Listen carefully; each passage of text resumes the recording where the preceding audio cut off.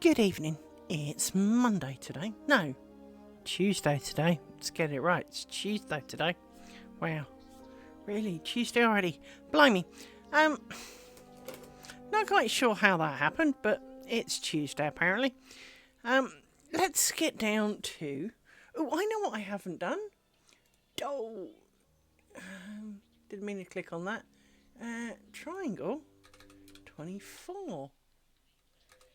Here we go. Save that. That's a good thing. Need to kill that later. Right. It's time to make another triangle. So, I did mean to sit down and do a few extra bits in advance. But, well, it didn't happen. So, really, we now need to cover this bit of triangle to protect it. And so we will pile that up there.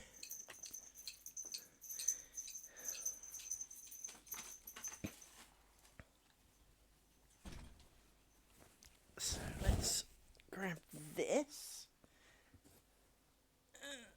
Now, we know that this is a pile of fun because, well, it is. And we are going to steal a pin, put that down there for the moment, and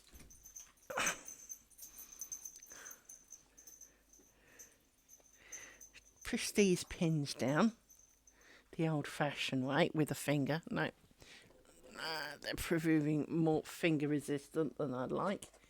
So let's put these down like this, en masse.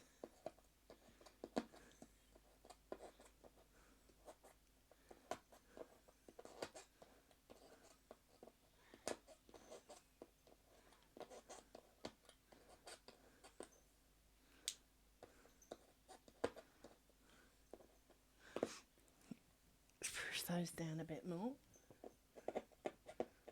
I know I've got to pull them all out later, so can't say I'm overly looking forward to that. You can get down already, and you. And we don't quite need all of you. You're a lot overkill for back here, for the ground section. So we'll steal a few more of you. We only need a couple of rows after all.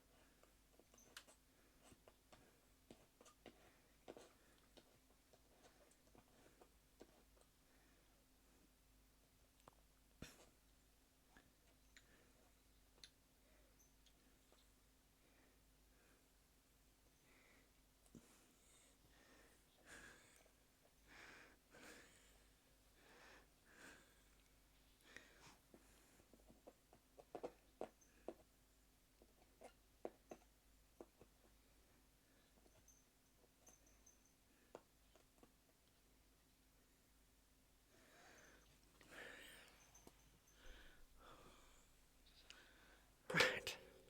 So let's now do the flippy thing. Like this.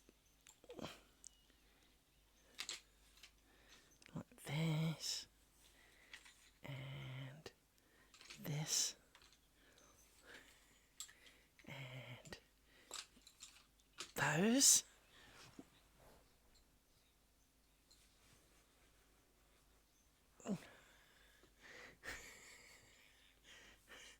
Hello, Netkisser, how are you? It wouldn't be you if you didn't spam me with a big pile of emotes when you got here. Would you? I'll know if you've been hacked the day you say hi.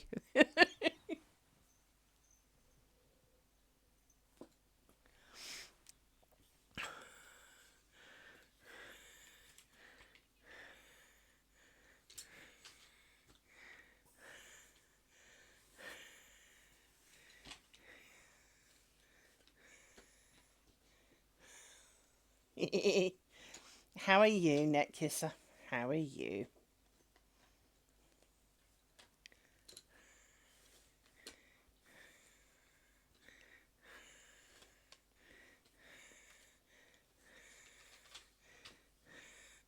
Right. We will need you, so you can stay.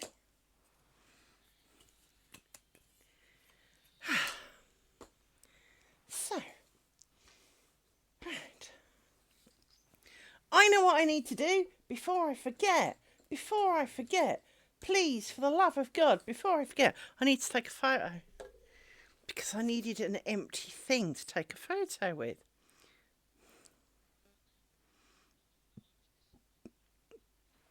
Take a photo. Keep forgetting. So.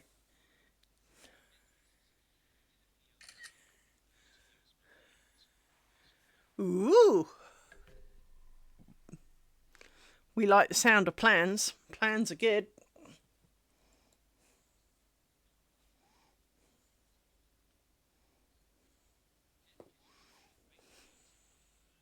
Fair enough.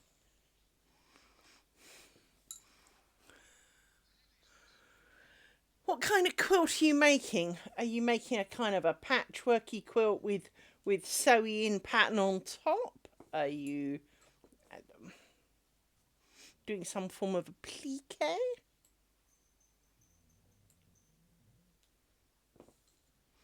Do you have a snoring dog that sounds like a garbage disposal unit?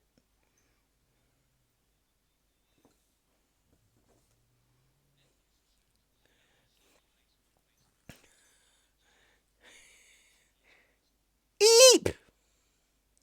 Rescue!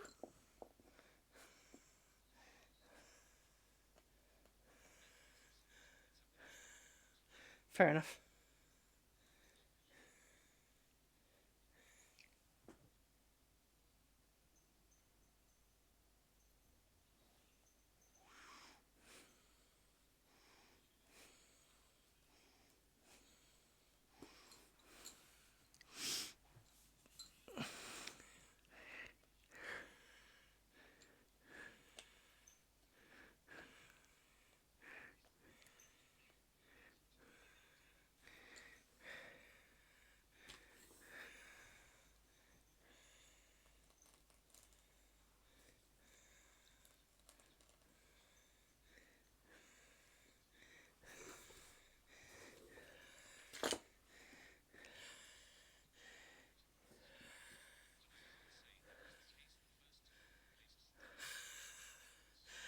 That's the only problem with things like the heat erase notepad stuff, or the washable or the reusable stuff, is it's great until you do something dumb like chuck your drink over it, or put your plate on it, or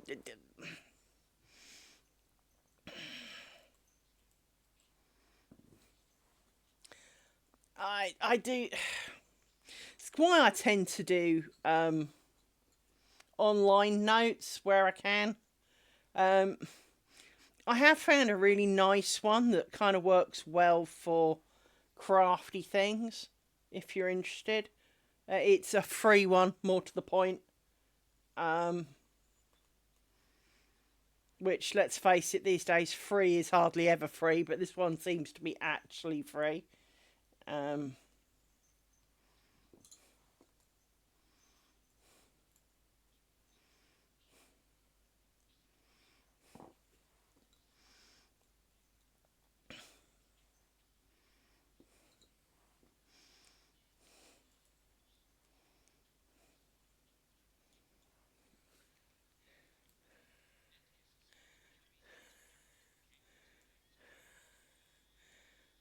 ooh, Thai food. I like a good bit of Thai. Mind you, I like anything that's got flavour, to be honest. Um, I will say I'm not a greatest fan of vegetables. I am with Uncle Roger in that vegetables taste like sad, but in principle, I am not against. I'm not against vegetables. I just don't like most of them. Nice. There is nothing worse than stuff that's not, you hear things like, oh, my wife makes this, and it turns out she doesn't. She buys a packet of something and mixes it with insert whatever and calls it food. Because it's never a patch on the real thing.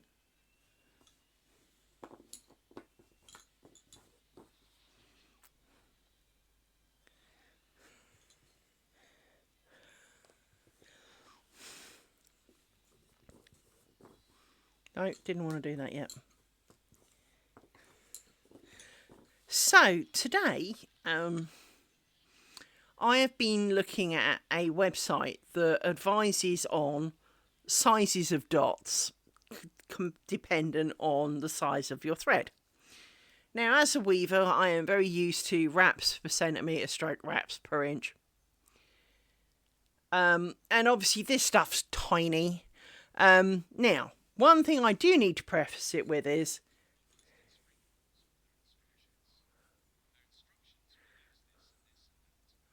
yes.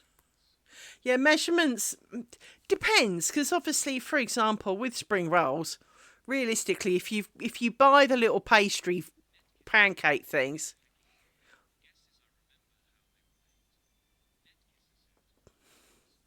well, and that's the thing.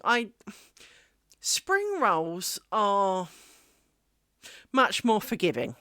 It's not like a cake or something where it's got to rise. It's got to have the right, quantity of this and that, or it will taste funny, or it won't rise, or it will sink, or it will stay flat, or, you can pretty much put anything you like in a spring roll. And frankly, as long as you got some bean shoots, pretty much anything else is a bonus. So you can do, it takes a lot to make a really bad spring roll innard. The art of the spring roll is wrapping it, cooking it without it exploding, and making it a decent size. Because one of the biggest problems I have with spring rolls here in the UK, when we order takeout Chinese, you generally get one of three sizes. One, where the spring roll is smaller than my little finger.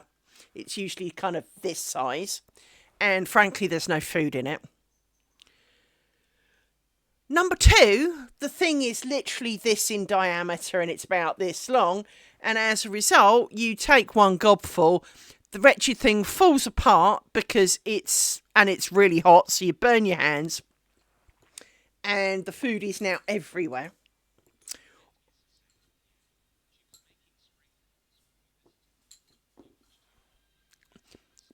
Finally, there are the correct spring rolls, which are about the size of two of my fingers. So they're like this long and about this wide, and they contain some food. You can eat a lot more of them than you probably should, but the food is beautifully cooked all the way through. It's crispy, it's yummy, and of course you can dip it in things and eat it without it going too much of everywhere. For those are the optimal spring rolls, in my humble opinion. Very few places that do takeout seem to do decent spring rolls. Let me just turn this down because you can't hear it, but I can. Turn a bit more. It's all right. Doctor Who's crashing the Titanic, and it's a bit loud in my ear. Right. There we go. So yes, there are. One of the things that is always nice is when you have them made properly by a real person who does it the way it should be done, and not maybe the British or American version of it. It is the real thing, for it can be a very different thing. One of the things that is very true for that is a curry. An authentic Indian curry is nothing like what you buy here in the UK as a rule. Now, they can be really super hot, but that's But to a large extent, that is not actually the role of your curry to be super hot. The role of the curry is to be super spicy. That doesn't necessarily mean hot. And mask the fact that the food was off.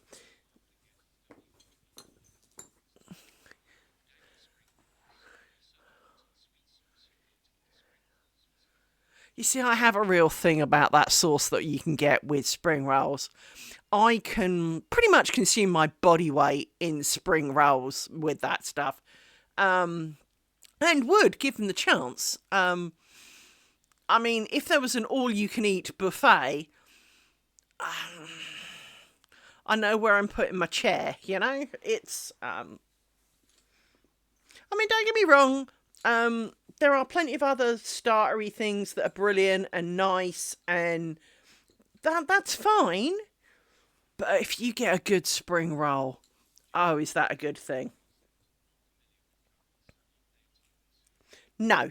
Curries are generally meat in a sauce.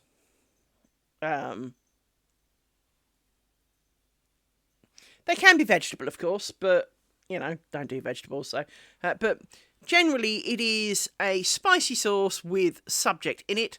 So you might get, I mean, these are obviously British curries, so don't go by the names, but you'll get chicken madras. So it's chicken in a madras sauce.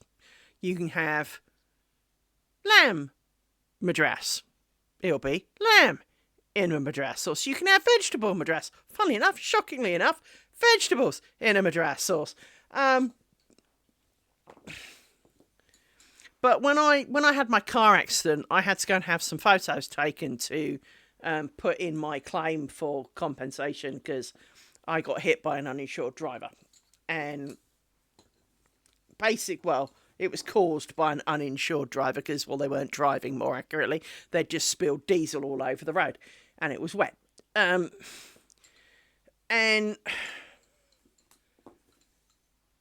the people who did the photo for me were Indian, and they had had tea, and it was tea time. And I'd been told to turn up, so I did, and my stomach did the old thing. And they kind of went, "Are you hungry?" And I looked at them with that kind of "I'm always hungry" look, a bit like a dog, you know. And they went, "Well, you can try some of this. It's a bit hot," they said. And I kind of went chomp, chomp, chomp, chomp, chomp. Oh, that's very nice. Chomp, chomp, chomp, chomp, chomp, chomp. And then they looked at me, because bear in mind, I was only 20. And they were kind of going, and they looked at me, and she said, "You're the first white person I've seen eat that." And I went, "What do you mean?" "Well, usually it's too hot." And I went, "But it's nice." And I discovered my love for curry. So, mind you, I haven't had a good curry for ages, actually. I haven't had a good curry for ages. Mainly because none of the takeouts deliver here and I'm lazy, but I could do one. I can make one. It's not quite as good as when you get a proper one, but mainly because the best place to get them from round here shut down. Without any particular warning, they just kind of poofed overnight. It's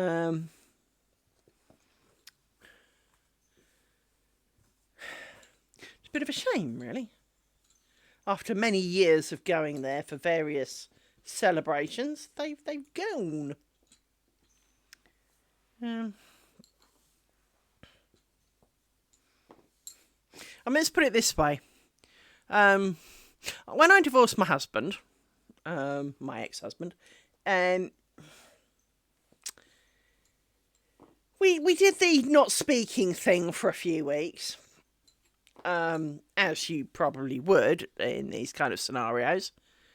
But when the actual divorce came through, we went down to the curry shop to sit there and eat a dinner.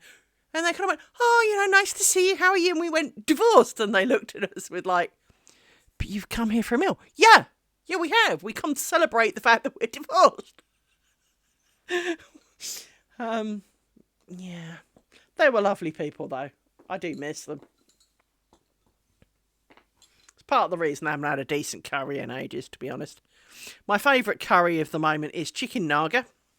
which is basically chicken in a kind of naga chili puree, for want of a better word. It is excessively hot. We love it. It's kind of interesting because it started with my ex-husband, when he was at work. A guy came down from up north and he'd tried a curry and couldn't eat it. And knowing that Trev had a bit of an asbestos mouth, he bought some back for Trev. And everyone in the room had tried some, and basically were grown men crying all over the place. And Trevor told me how much he liked it. And I was like, oh, that's a shame, We'll have to see if we can find one around here. Anyway, next time we were down the curry house, he was about to order his usual. And I went, don't suppose you do chicken nagas, do you? And he went, well, we can. And Trev's face lit up. So Trev, have a chicken naga. Now, one of the advantages for going out for dinner with Trev is Trev has eyes bigger than his stomach. I do not. I have a stomach bigger than my eyes. And so I order a reasonable amount of food. So I order a main course, a naan, and, and he eats most of the meat and like 3 bites of his naan and gives up, right? So there was leftover. And I was like, oh, and I'm looking at it, and he says, well, go on then. And I said, well, can I try it? Because obviously I didn't know whether I'd like it or not. Because it's always a risk, So I'm mopping up the end of his curry, and it's like, damn, I wish I'd got one of these. So next time we went, it was 2 nagas, please. It was kind of sad, because pretty much when we went, we always ate the same thing until we discovered chicken nagas.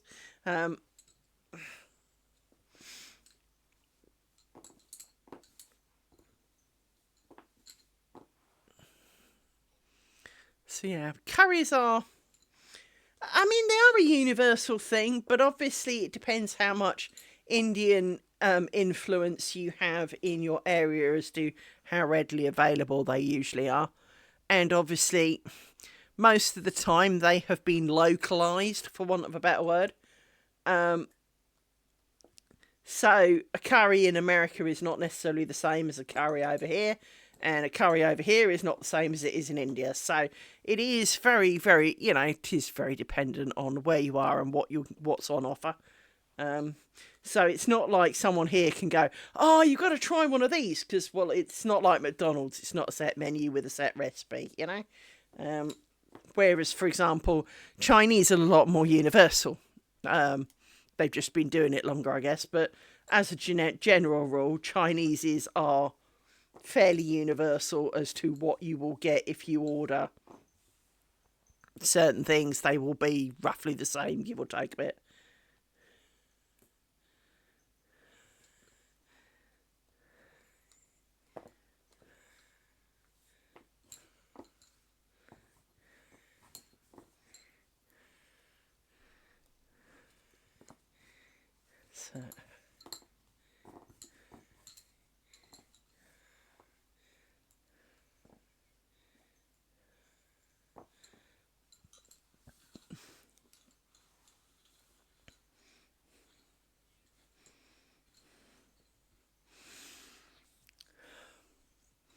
So yes.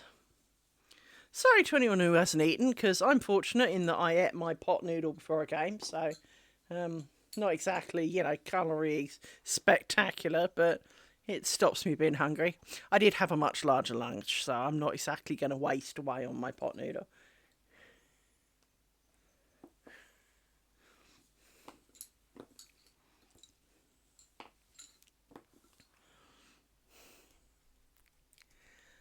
So here we are, once again at the start of a triangle. But on the good front, when we get to the end of this one, we will have completed another square. Now, I am planning a diversionary tactic at the end of this square. Just because, it's the end of the square, and to celebrate the end of the square, rather than just leaping into the next one, I do fancy having an experiment. And this leads into the conversation of the day, which was, I found a website that... Sounds good to me. So today I found a website that basically suggested a sizing between the dots, dependent on your thread size, which is a good thing. Because obviously you want to get the right kind of thing, and different laces do different things. And so there is a bit of you that goes, well, maybe this isn't ideal, maybe I should be better, maybe I should worse. Now, I'm quite happy with the size of my grid and all my dot spacing with this. Maybe I would have been slightly happier with it slightly bigger, slightly smaller, whatevs. But realistically, I'm quite happy with this. So, I can tell you that the distance between that dot there and that diagonal dot there is 2.41 millimetres. Okay? Now, how did I get to this?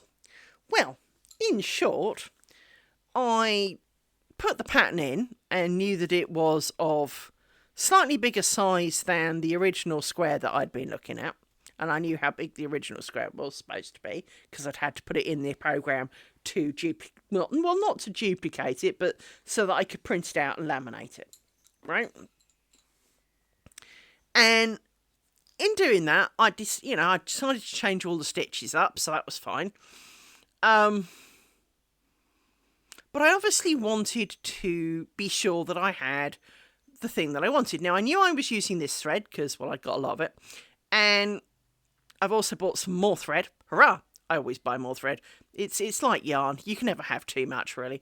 Anyway, I made a guesstimation because I knew roughly what size I wanted the squares to be. And I knew that on the former sized square, it was a little bit tighter than I'd like. So I made it a little bit bigger, and I like it. Now, according to said page, she goes through explaining that, the distance between your pins should be 12 wraps of a thing. And you're like, okay, well, I don't know about you, but every time I've tried to do the whole wraps thing, I can make colossally different numbers. And it's almost like, well, what number am I supposed to be getting again? Now, fortunately, this thread has a manufacturer's published wraps per centimetre, and she was working in centimetres and millimetres, so that worked really, really well. This stuff is 29 wraps per centimetre. So, in short, she's got a lovely grid and a lovely... It's a very pale bit there. It's a bit weird. And she basically said the distance between your pins should be 4.2 millimetres. And I'm sitting there going, well, this is 2.4. If I make that 4.2, that's nearly twice as much. That's one hell of a gap, And bit of Pythagoras and all the rest of it, right? It was sounding rather large. Because, in fact, under Pythagoras, if you make this 4.2, this gap is now nearly 6 millimetres. Well, that's quite a bit. And I mean, it would help with the bobbin anxiety. Heck yeah. I mean, it works out that if I do this exact square at those ratios, these bobbins would make a 36 centimetre square. But it would also be baggy, huge, and rather flappy and horrible. Because obviously these cloth stitch bits would be all baggy, and it would just be baggy and horrible. It almost wouldn't have structure. So, questioning myself, I set about with a lovely lady, and we set about trying to work out how this should work. And even the ex-husband got in on the act because I had a conversation with him about, I'm not going mad, am I? As I read him out the words on the website. And he assumed that the distance was this diagonal distance, i.e. the shortest distance between pins would be 4.2 millimetres. And it was like, no, can't be right. So I wrote to her, no, she actually means this distance to here. which means that this distance to this distance is 2.9, which is only a little bit longer, i.e. the width of my pin longer than what I've got here. Well, that's far more reasonable. But of course, that's not what she'd said. She had said the distance between pins. Which pins? And you can trust me to find ambiguity in potentially the most clearest of instructions, because that's how my mind works. Which is a little frustrating for me, I can assure you, because it means that you get all these people who write what they think is very clear instructions, and my brain is eating them.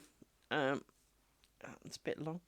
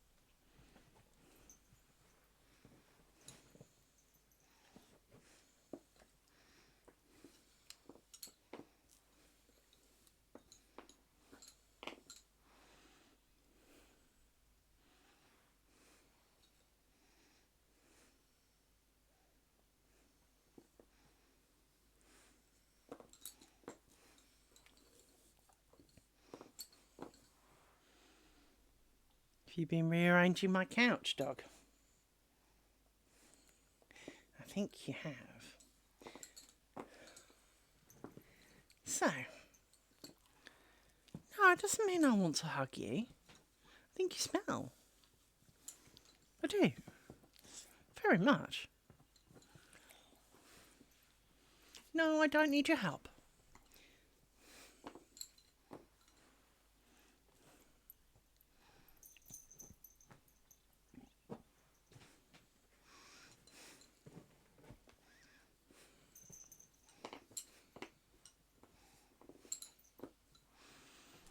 So, anyone got any questions?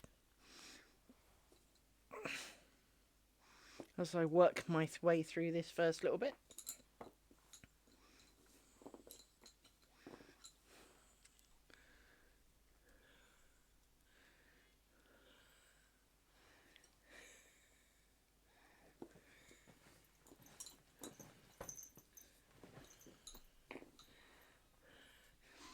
She's rearranging my couch again.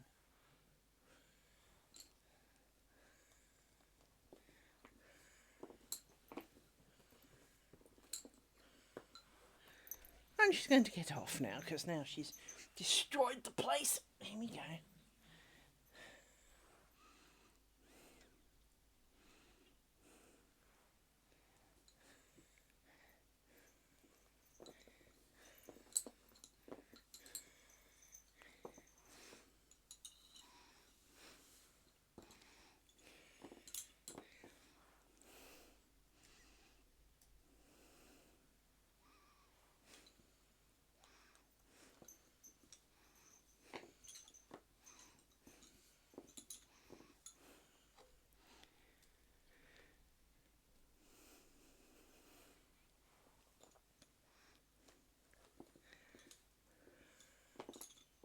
So yes, let me tell you a bit about my planned excursion at the end of this triangle, which will probably be kind of, well, around this time next week.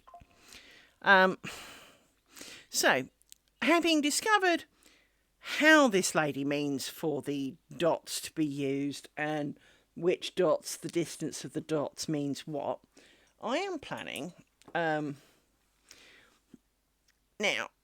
it's hard to explain, but because, well, I'm not even a third of the way through. It's close, but I'm not a third of the way through this curtain.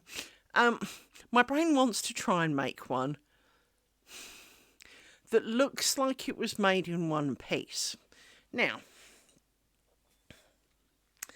actually making it in one piece is kind of anxiety-ridden, really, because, well, it would need an awful lot of bobbins. And I mean, one heck of a lot of bobbins. We're talking like 500 and something pairs of bobbins. As a result, this is not ideal. But what it does mean is, back in the days of yore, when people did this as a profession, I mean, technically I think there are still some people who do it as a profession, but I'm talking, it was fairly commonplace to have people who made lace around your country for a profession. Some lovely people worked out a method of joining strips that didn't scream, here's a big fat join. Now, with these squares, while I plan to join them, it's going to be exceptionally clear, and I know this, that it was made of squares because, well, it's got a square in it, and you're drawing square A to square B along the straight line edges, and so whatever you really do, it's going to look like there were joins, much like a joining square bits of fabric together and calling it a quilt. You're going to see the joins, even though it can be reasonably subtle, but you'll still see, because there is this straight line, and obviously it'll be a double straight line joined together, it's going to show that they were made of squares. And I am very happy making my squares, because I make the triangles, and then the triangles make a square, the squares make a curtain, etc. So it's very easy, it's broken down into smaller parts, and as you probably well know by now, I think of these triangles in parts. So this section here, which is why I've stopped here, this section here is a part, then this cloth stitch line is a part, then this rose ground chunk is a part, then I do the next cloth stitch bit as a part, then I do the next ground stitch bit as a part. So each of these parts, you get to see it grow. And it stops it having that really large knitting project effect where you knit for 6 hours, you've got arm ache, you're tired, you're sick of the sight of it. But when you actually look at it, it doesn't look like it's grown, because you can't, unless you've started on the picture and it's now got feet, or, you know, something along those lines, unless you've started on something very distinctive, chances are it looks just like all the rest of it. And, well, because of that, you can't really tell how much you added. So if, for example, as my neck curtain would need to be, it would need to be most of the size of this square pillow, but twice as long. If I was to do, like, I don't know, the these 3 chunks in a tiny little bit in the corner, yes, the first chunk will show. And maybe for the first couple of days, because it would be doubling or doubling the size tomorrow kind of thing, you'd feel like it grows.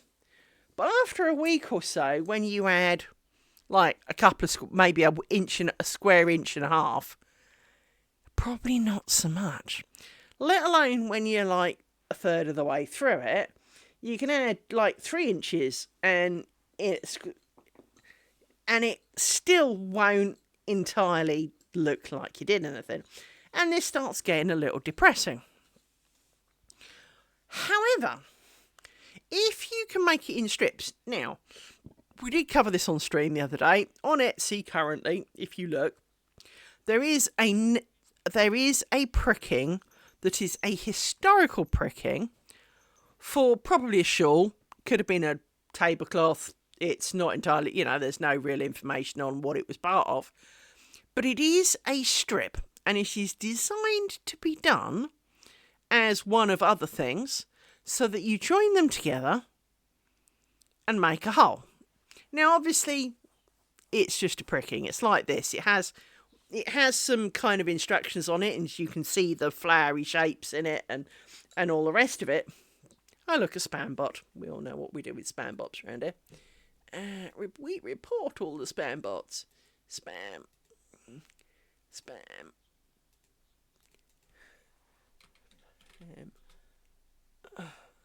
What?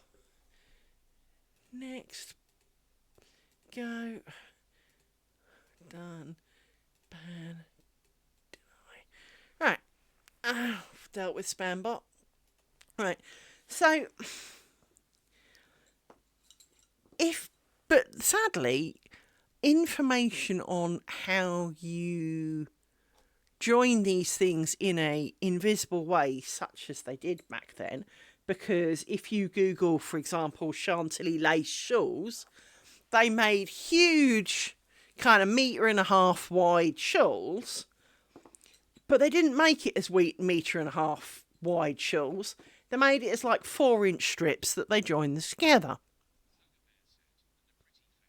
And a pretty face. Now,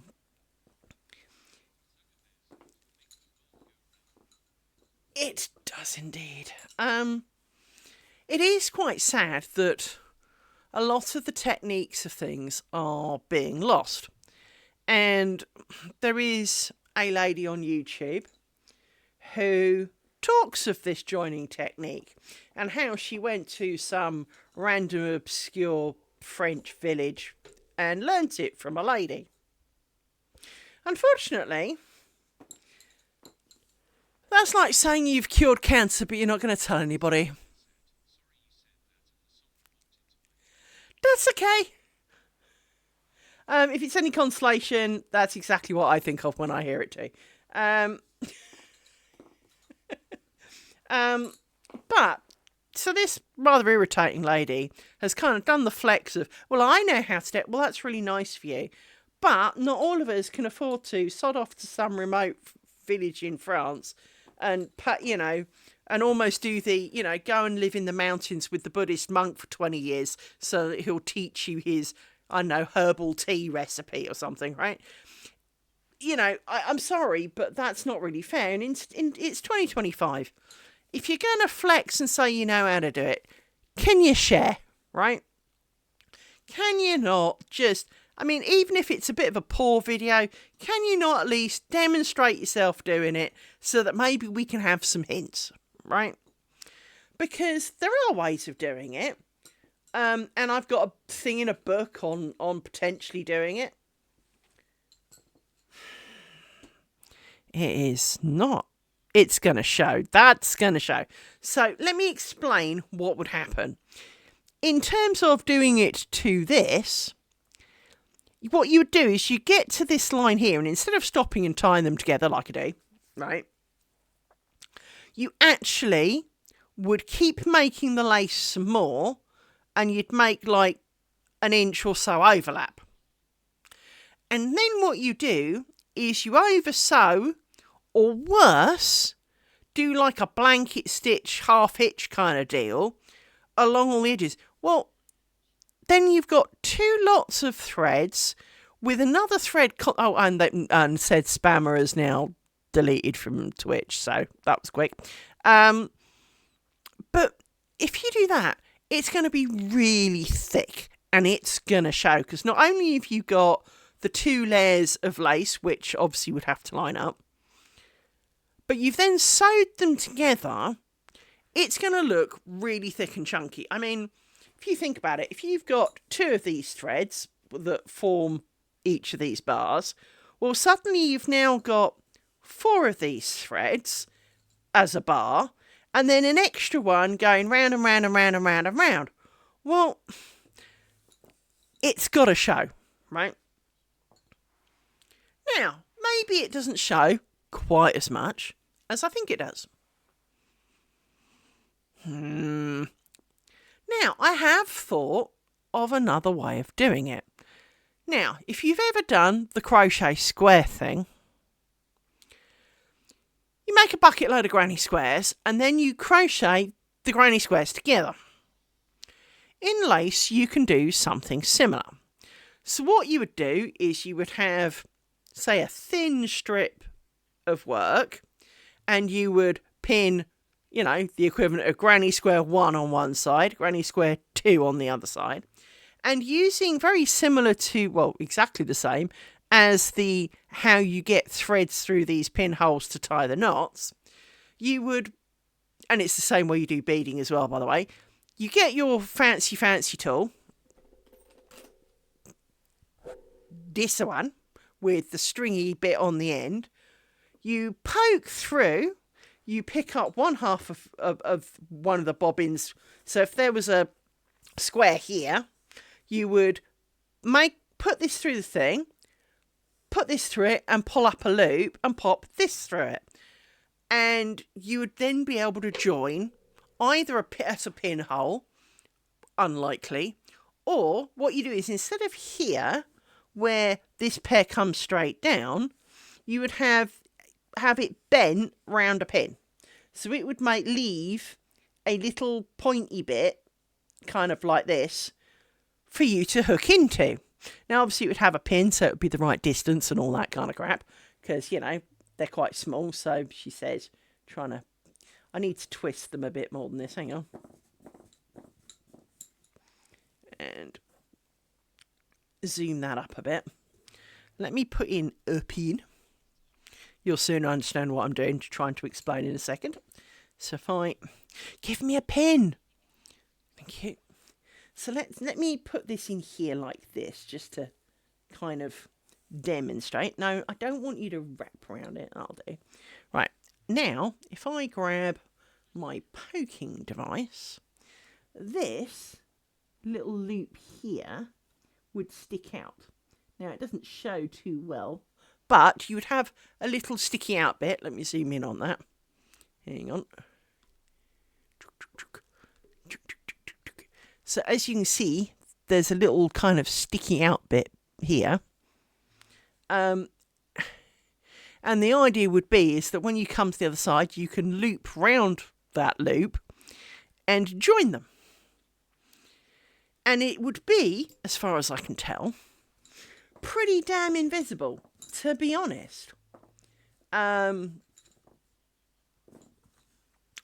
can see that should give you a really invisible join, because that is how you join things in lace making. And while it would be slightly different from where these pinholes are and all the rest of it on here, it would be really close.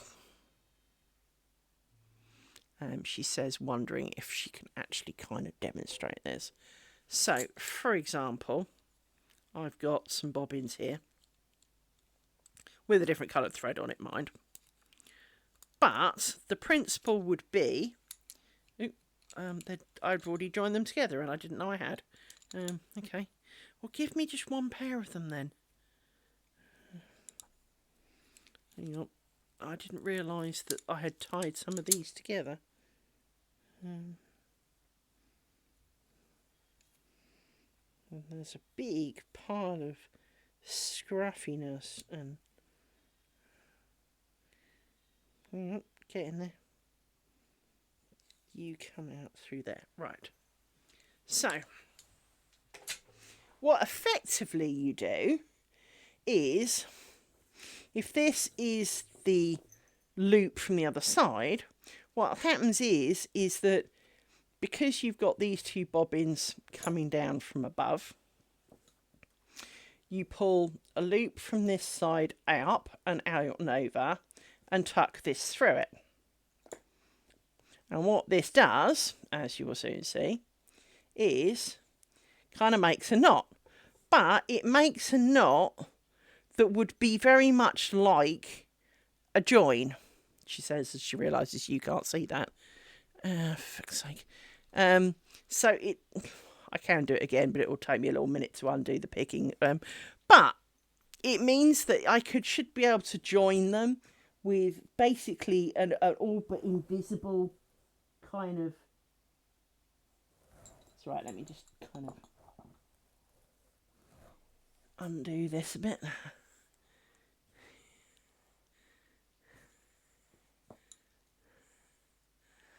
So, show you that again, hang on.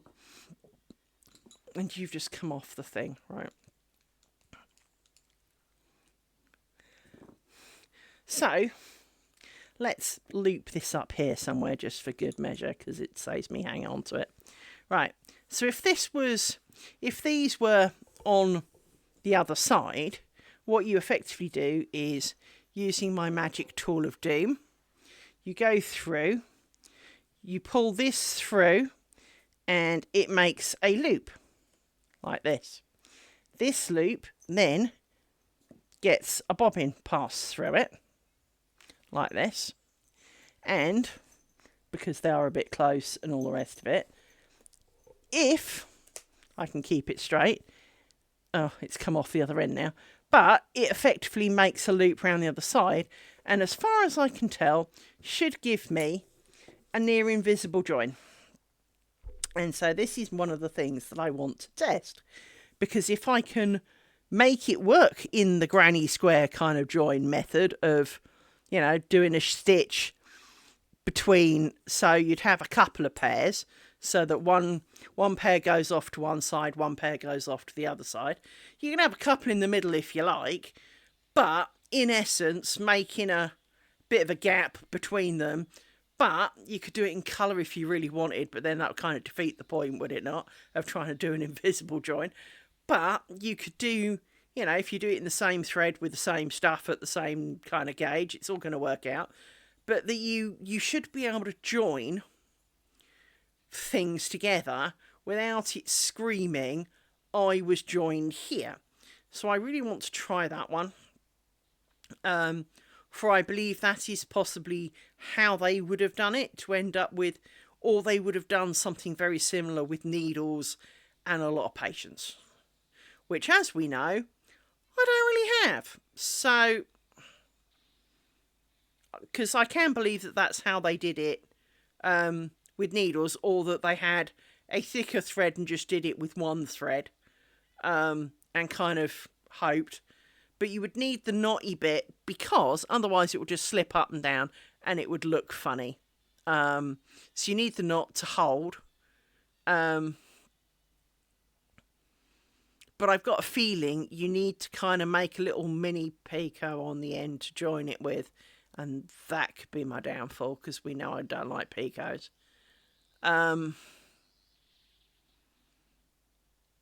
But, you know, but this is part of what I've got to try, right? And this is why I want to try it, is because I've got, you know, I've got some ideas, but I would need big enough pieces to try it on, because obviously, no offence to my good self, but you need a decent chunk to prove that it's not a fluke, that it does look, you can keep it up over a period of time, that it's not working just because you've only got 5 stitches to worry about.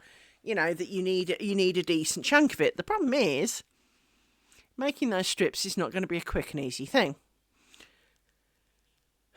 Because you don't really want a strip this wide. You want a strip like this, because you want to be able to go where in the, if I've joined this, where in this is the join line? How obvious is this join line? So I am feeling a little bit, because, well, it's going to be a lot of bobbins and it's going to take quite a long time just for basically sample swatches. Not ideal, frankly, because as we know, if you think about how long it takes me to do a triangle, well, if I want to make a square, a rectangle that's going to be this long and say this tall, well, it's going to take nearly twice what I've got here because, well, that's how long the rectangle would be. And so, yes, there may not be different stitches, and so maybe it would pass a little bit quicker, but it's still going to take me a couple of weeks to strip minimum. Then I've got to try joining them together and deciding whether I like it or not. And I'm going to need quite a few of those because I've got a few ideas on how the joins can work. You're seeing my problem now. Yeah. Not entirely happy with myself, but I really do want to try. I do want to try a one-piece looking one because I do know that this is going to show something terrible. And I do think that in the long term, I would be less happy with it because, well, it's a pile of squares. Now, it's not going to stop me making it because, well, the joy of making it and seeing a thing well done, or maybe not quite so well done, but a thing done at least is a thing to behold. And it's keeping me quiet and giving me lots to do. And I am enjoying making it. I do get a little bit, didn't I do that yesterday? But, well, this is square number 27. Sorry, 24. We have done, feels like 27. We have done this before, and it was only last week that we were doing this. So it is somewhat deja vu-ish, and hence some diversions are a good thing. Because obviously, for most of us, if every week is exactly the same, because chances are, it's a work week, so I'm going to only do a couple of hours of streaming before I need to kind of call it quits for the day. Well, in which case, I'm going to end up finishing roughly where I finished last week, and so the cycle is excessively familiar. And even if it's not, it really was only last week I was doing it. And to be honest, as there are only 3 stitches in the entire thing, again, even if I wasn't getting to the same point, well, I was doing a bit just like it, because obviously this bit is like this bit is like this bit is like this bit is like this bit, and this bit's really like this bit, and this bit and that bit and that bit. So it was only yesterday kind of thing that we were basically doing some of this. And so it does kind of get in your brain a little bit, and familiarity leads mistakes, right? Because your brain kind of switches off going, I only just did this. So I am trying very hard. And I've just realised I haven't got all my things up. Hang on. Once again, I have not got all the things. So we want that one. And we want chat. There you go. You can see your chats now. There you go. The reason they were gone is I recorded a video over the weekend on the lace program that I can use to design these. Now, it has many good points, do not get me wrong, but it also has a number of windy up points. Now, the first windy up point that I try and cover on the video doesn't actually show in the video, but does when you do it in person, which was really irritating because basically you've got like a ruler up side and across the top, and when you reset where 0 is so that you can have a bit of a gap around the edge, because well you can't really use the dots when they're on the edge, so you get an orange line that way and a blue line that way. The only problem is they're not visible. The blue line is visible kind of on the work, but it really flickers. You see it kind of doing this, and it is the palest of palest blue. So you almost have to squint to see it. The orange line only shows in the window title bar, and it does move up and down depending whereabouts on the window you are, but not actually showing on the actual window where it is. And the blue line is not accurate because it's like a centimetre to the left of where your mouse pointer is. And then, of course, when you click on things, the orange line doesn't disappear and it stays badly drawn and eventually will disappear if you wiggle your mouse around enough. But in essence, it doesn't get refreshed and drawn properly. So I tried to show that, but it didn't really show up very well on the video. But I then went on to one of my favourite problems, which is the copy and paste. And while there are other issues such as you pick the size of your grid, you do all your design, and then when you get... But should that take you a while, which, let's face it, if you're doing a decent sized thing the size of a window, that's going to be a thing. Nowhere does it tell you what that grid size is. So if a week later you've forgotten, how will you know? How will you know what grid size you picked? The answer is you can't. You have to write it down. The only real way to do it is to go and print it and set the grid size once you're happy with the grid size in the design area.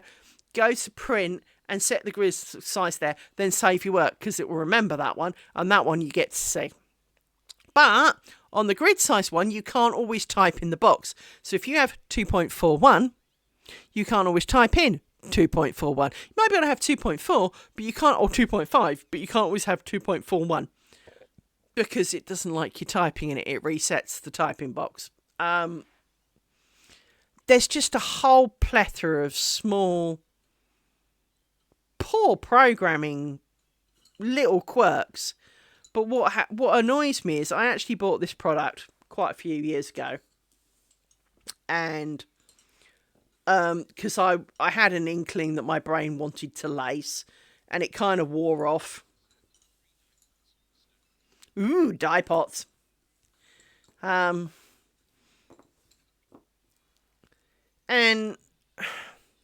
they've never fixed one single issue that I've raised with them. Not one. And it doesn't matter. I can crash it. They still won't fix it. And I struggle because you write to her, who is a lace maker, but she is not technical. So you explain this, you explain that, and she doesn't get it because she's not technical enough. And even though you've tried only to really use lacy, usury statements, it doesn't sink in. If you say anything remotely technical, like it's not refreshing, she has no idea what you meant. And then, of course, let's say you get through to her. She will say, right, yeah, I'll pass that on to the programmer. He doesn't understand because he doesn't do lace.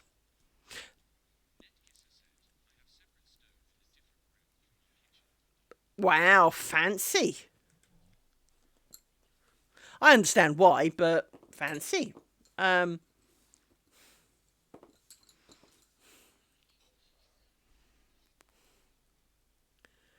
For those who do not know, dyeing is actually quite...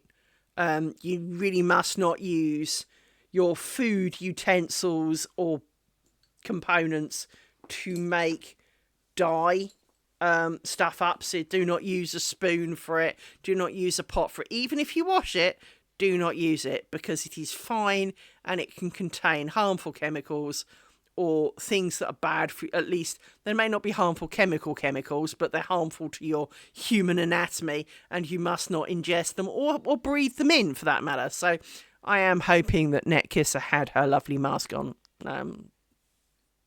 when they did that. So I've just horribly assumed you're female there, Netkisser. Sorry about that. I assume you probably are, but that is your choice, not mine.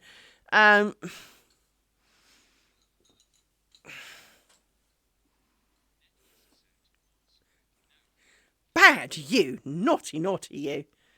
You are supposed to use masks, of course. If it's any consolation, I never did either, so I'm not going to pretend to be all high and mighty about it. But you are supposed to use masks for the very reason that because the dye is often very, if you have dye powders, they are very fine and you can inhale them and cause yourself terrible, terrible lung issues. But if it's any consolation, I didn't do it either, so...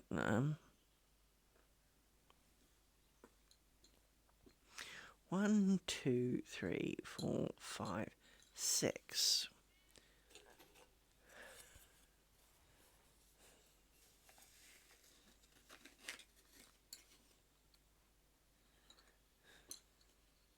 That doesn't look like 6. 1, 2, 3, 4, 5.5. There you go.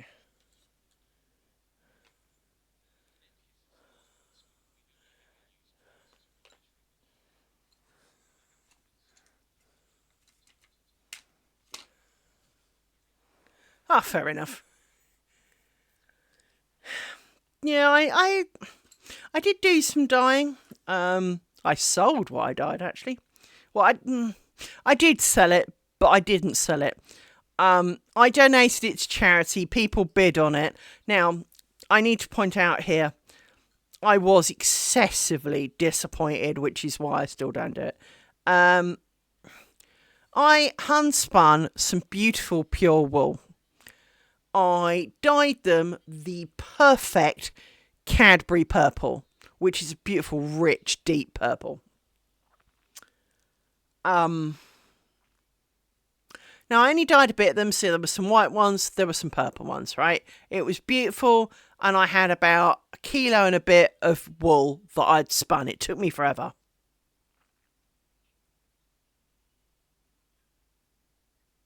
Someone bought the lot for £4. I was livid. £4. The fluff alone had cost me more than that. Now, while I was not the beneficiary of the money, and obviously £4 for charity is £4 for charity, but I was furious. Absolutely furious that that's all it raised.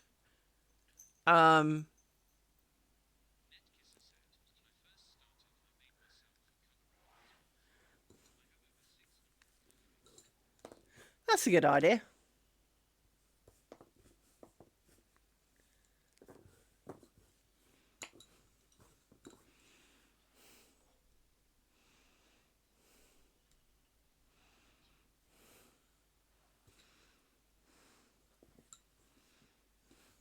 But yeah, I was really upset that after all those hours, because it had taken me like 20 hours to spin the wool, it had taken me an afternoon to dye the wool and rinse it and dry it and all those kind of bits.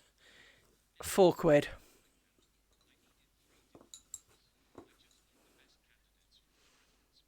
Yes.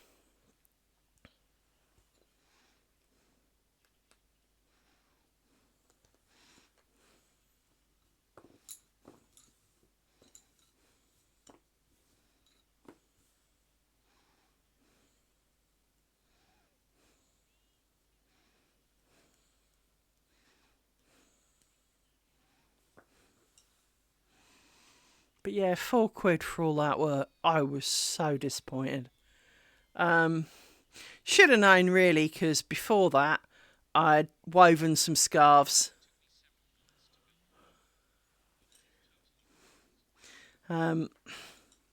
Yeah, I wove some scarves before, and they, obviously dressing a loom takes a while, weaving it takes a while, finishing it takes a while. Now, admittedly, not quite the amount of time as spinning the yarn and washing the yarn and fluffing the yarn and dyeing the yarn and all the rest of it. I don't think they went for much more than £4 each. I was absolutely appalled, and so I stopped donating towards that charity in that format, because I'd rather just give me money than me time, that much time, and for them to only get that out of it, I might as well just give the money, because it cost me more than that to make each of them.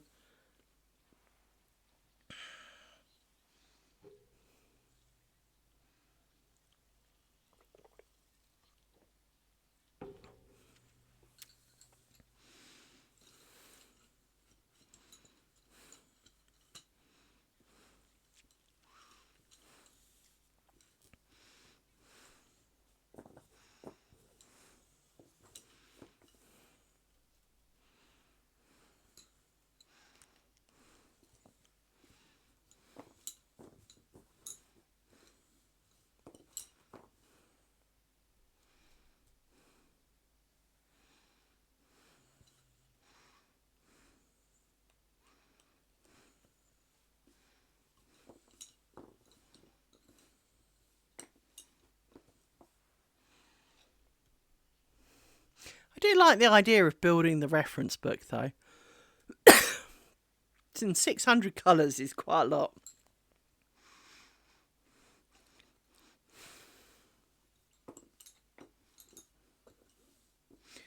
One of the things that I would like...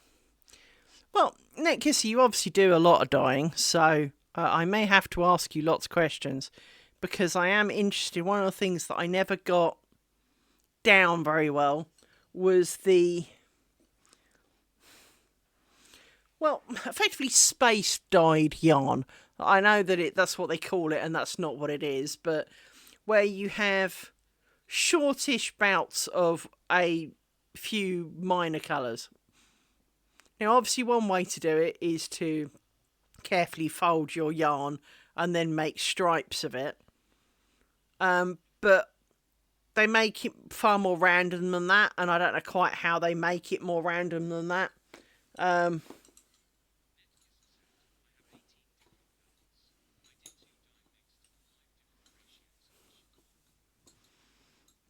Yeah.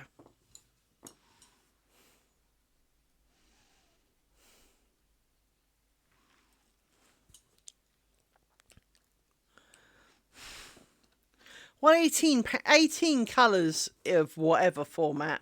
That's potentially a lot of combinations that you can have in there. Now, some of them will result in mucky brown ugliness or grey brown ugliness or blacky kind of coloured with a hint of, and, you know, quite a lot of them probably aren't overly viable. But then you've also got the different strengths thereof, because obviously some colours, when they're made of other colours, some will grab quicker than others, so a pale one may not be entirely a pale version of its stronger self. It can look a bit more one colour than another. Well, this is true. It's never actual grey, is it? It's always that kind of icky kind of colour. it's in the colour. What colour is this? Ick. I'm sorry. Ick. It's an ick colour. Probably not going to sell too well, I imagine. You know. And what colour have we got for sale? We've got this beautiful, you know, electric pink and a turquoise blue. And we've got ick. I'm sorry, what? Ick.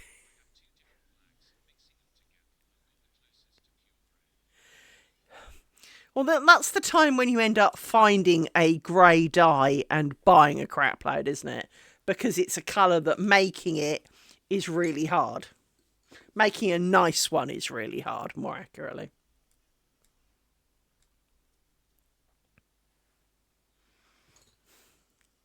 Because one of the biggest problems with black, of course, is quite a lot of them are a kind of blue-black colour rather than actually just black, if you know what I mean.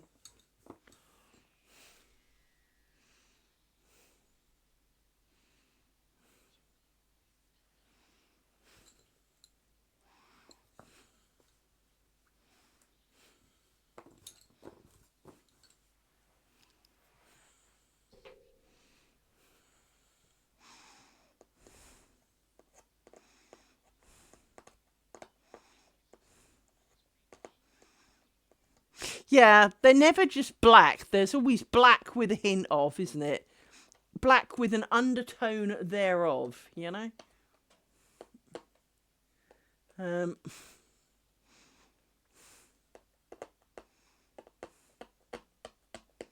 Stab, stab, stab, stab, stab. So how do you do, like, the space dye look?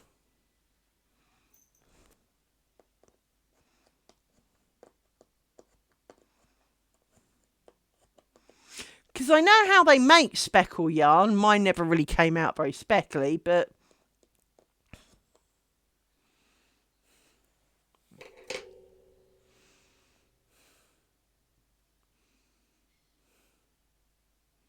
One thing I really... Oh, Amy, for Christ's sake, woman. Come here. Why is your eye running? Hmm? Bless you.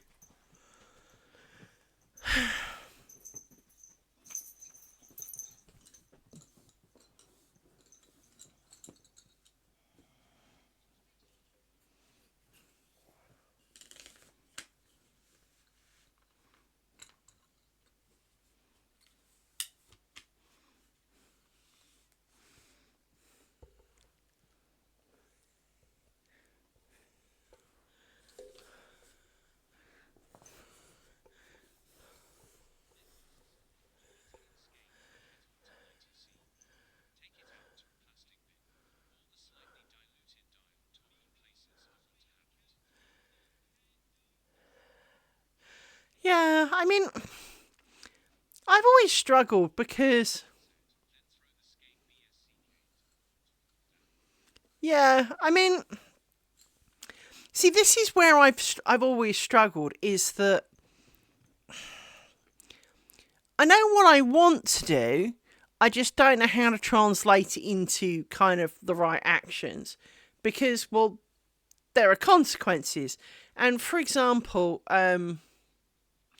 Robin used to do a baby yarn that was white, but had like tiny, I'm talking like half-centimetre little chunks of different colours. Well, the only way I could think to do that would be to have almost like a yarn winder going that you flick you spot the coloured yarn, you almost drop the coloured yarns on at the time. But you'd have to go through it. Obviously, they have computers to do it, which is a lot quicker than that. And it could then pass through like a hairdryer to dry it or something. But you'd almost need that to get the little tiny spots. And because flicking coloured bits of dye into a white bath doesn't give the clean look.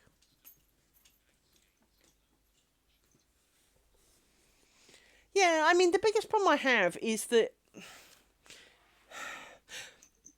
the space dye is usually shorter than that.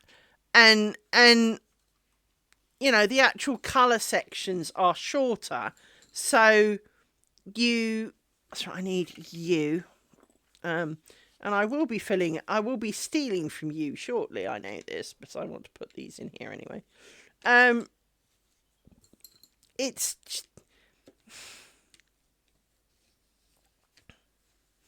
I don't know, it's just hard to explain, is that I never thought I was going to get the result that I wanted, if you know what I mean. It didn't have the right vibe to it.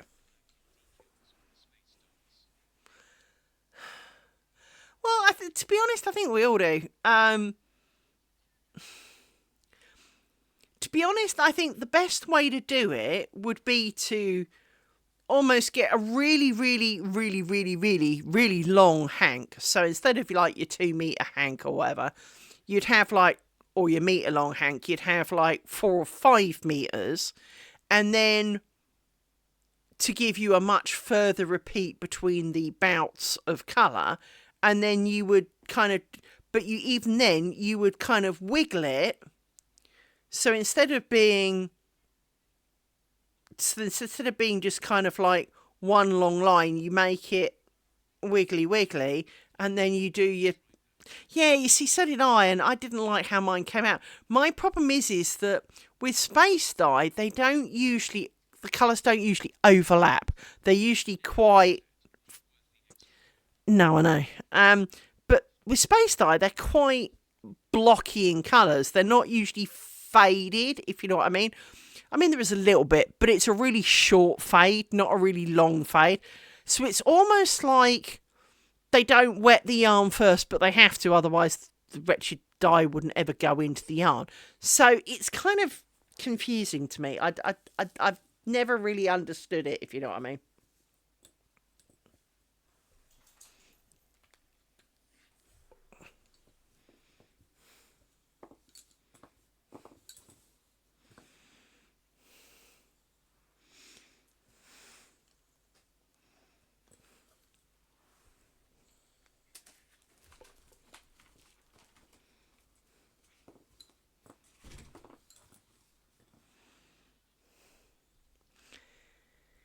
See, I don't know.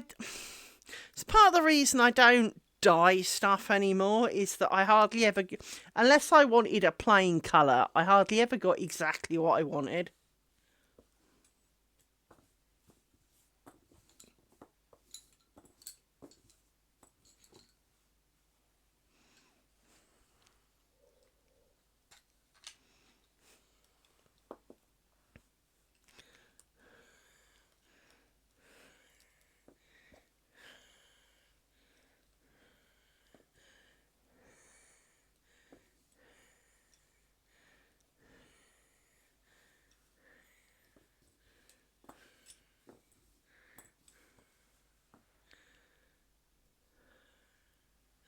I mean, I used to watch loads of dyeing videos, and, you know, they always seem to do. It's like watching people doing art on the internet. They kind of go, pencil, and out comes, you know, like a photo quality picture, and you're going, yeah. And then you spend 16 years and it still looks like a 5-year-old having a fit did it. And it's like, no. Doesn't work like that for me. I'm sorry, you know. This is clearly not a me thing. And to be honest,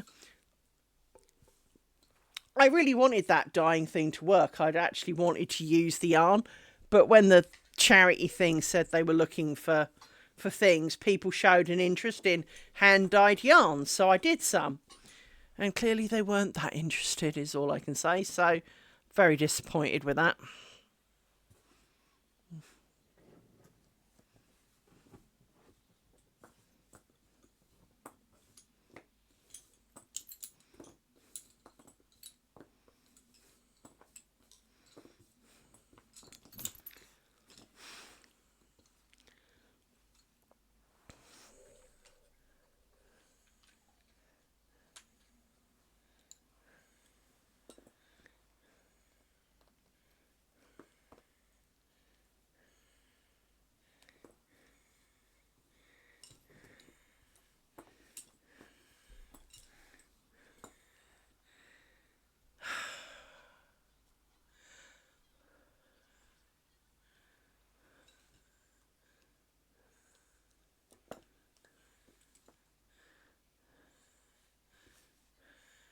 Oh, come on.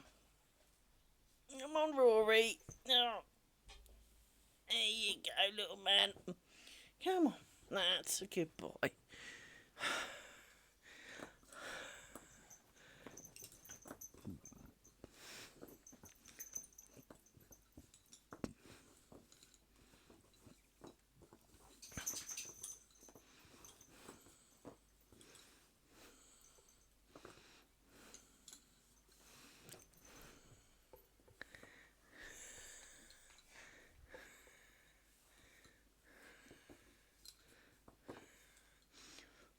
2, 3, 4, 5.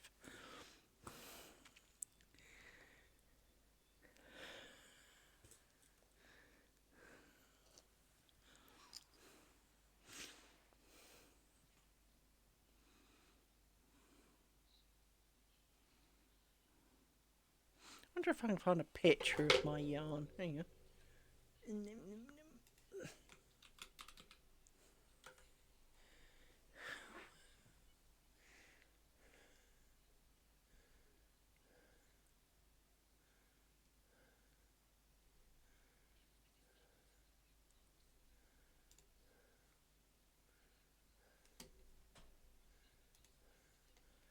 Let's have a look.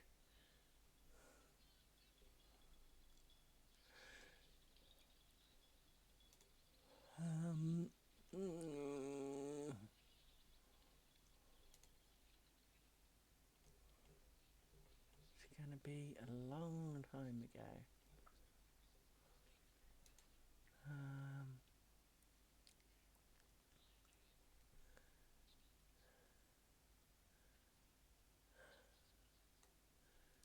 Maybe.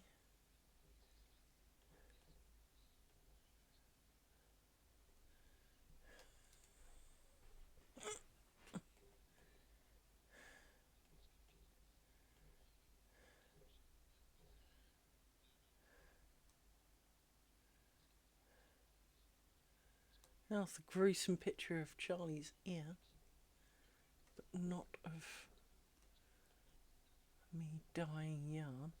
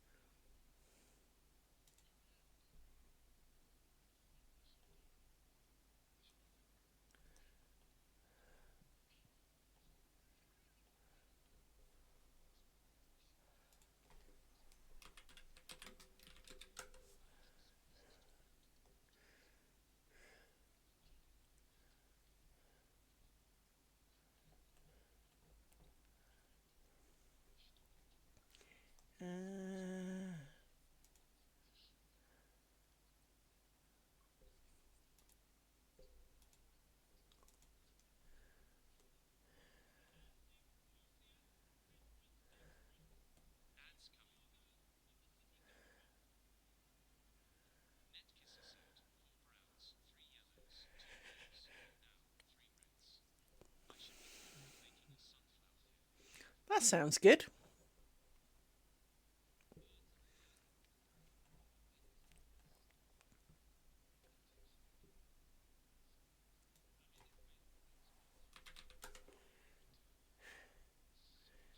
Let me quickly do this again.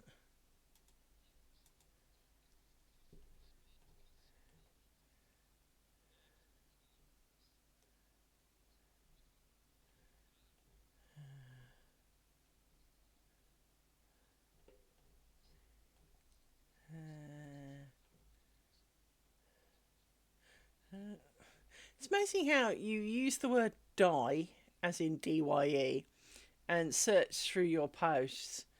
And it's amazing how, so for example, here's one I posted. It was supposed to be a post done by me.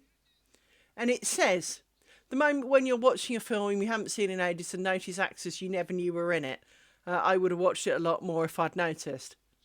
Where's the word die in that? Um,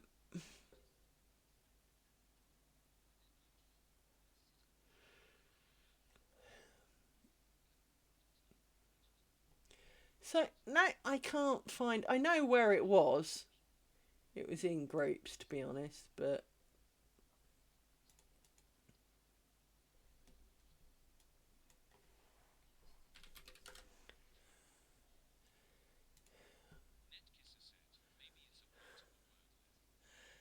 No, it wasn't even part of a word. But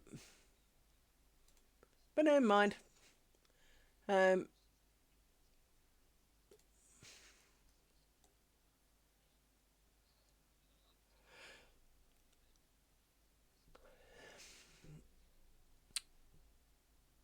yeah, I dyed some yarn, in short, ages and ages and ages ago.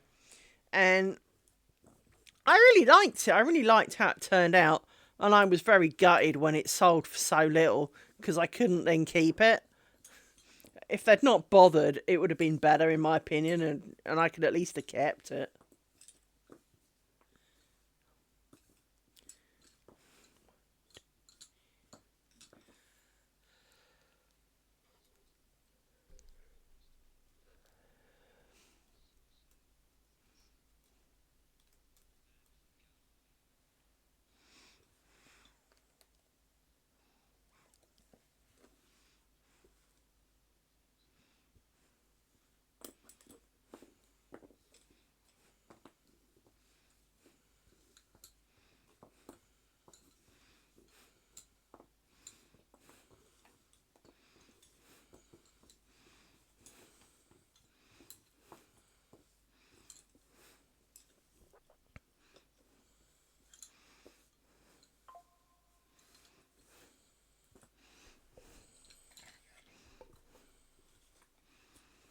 Keeps catching on this, which is really annoying.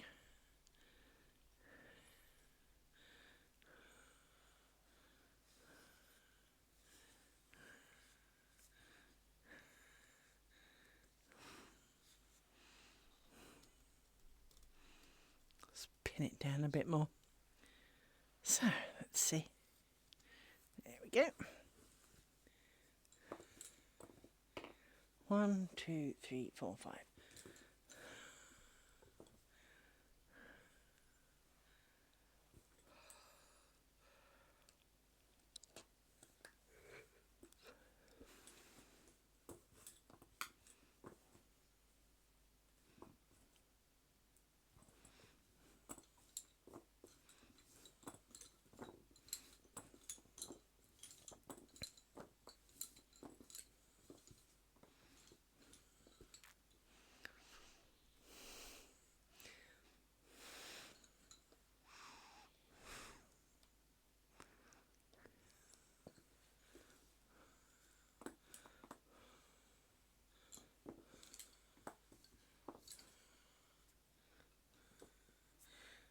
Pokey stick back. There we go. Get that out of the way before I do something stupid to it.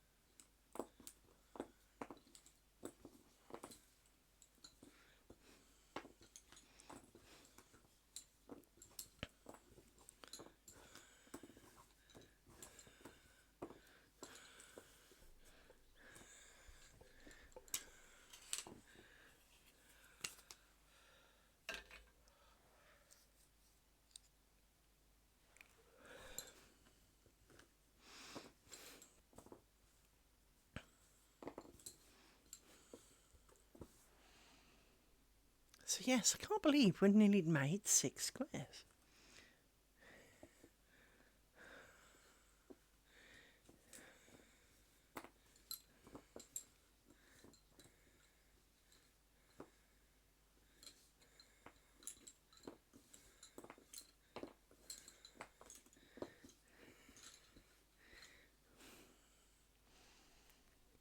Welcome back, everybody.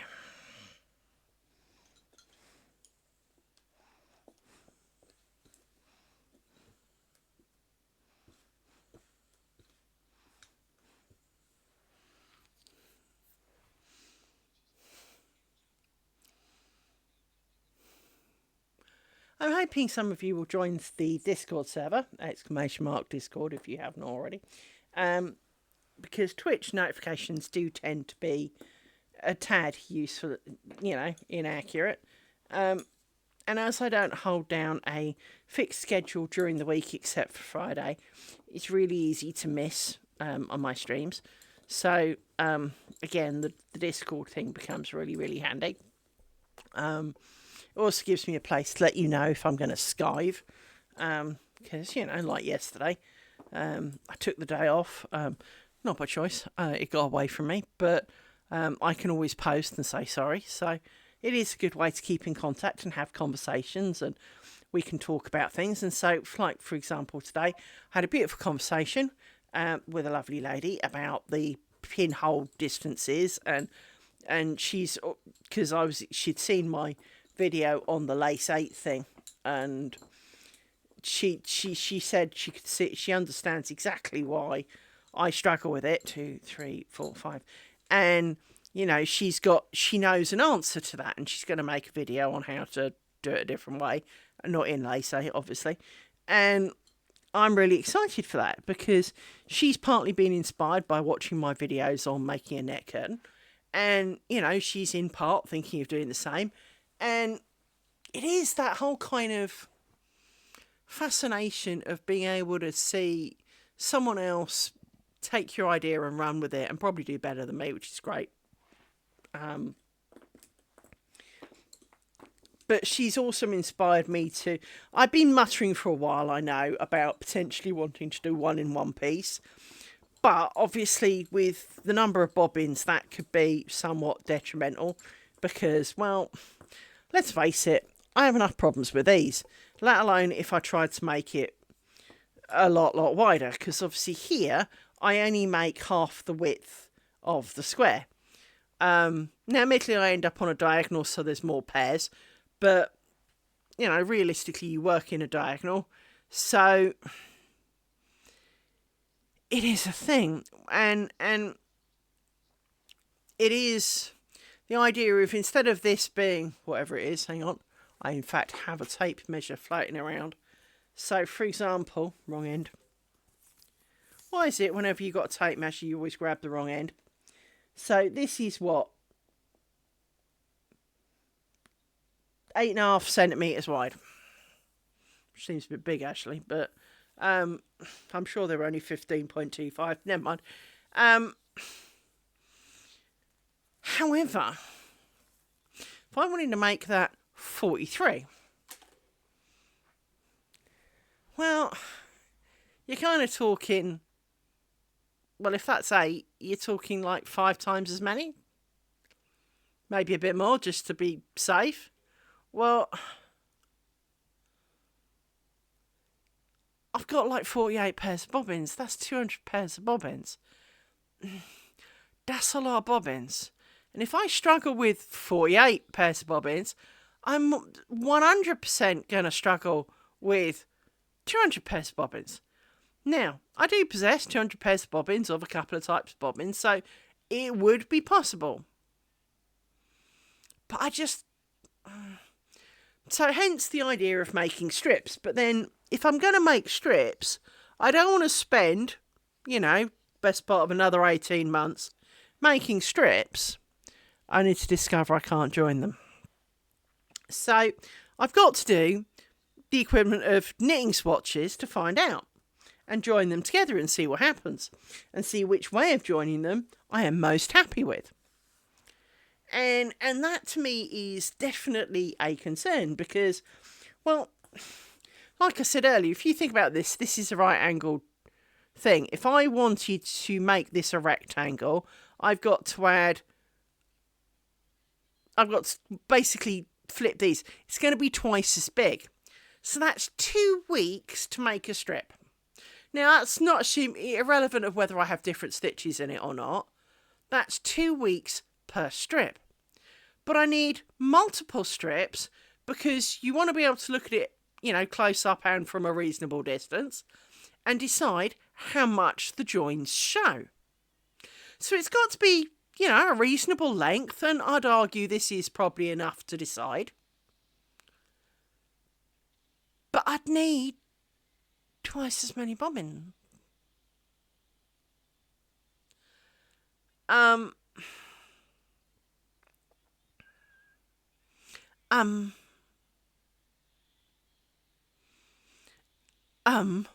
Basically, right? And so I do find myself somewhat struggling with the idea of having more bobbins than this. But I have some plans. I've got 2 lots of thread. She said, looking for the other one. Oh, actually, I know where there's one. So, for example, let's unpack this one. I've got to be careful to keep them separated because, of course, once done, they look remarkably like all the others. Because, well, they do. Because, well, that's, you know, half the plan, is it not? That's right, this one's in a wrapped up stupid plastic bag that doesn't want to come off. So it's never going to go back in it, which is going to be awkward. Never mind. So I have this, which is linen. Stop rolling. And then I have these 2, which I will take off said spoolie thing because it makes it awkward. So this one is This shiny one is allegedly silk, although I'm not entirely convinced. And this one is cotton. Now,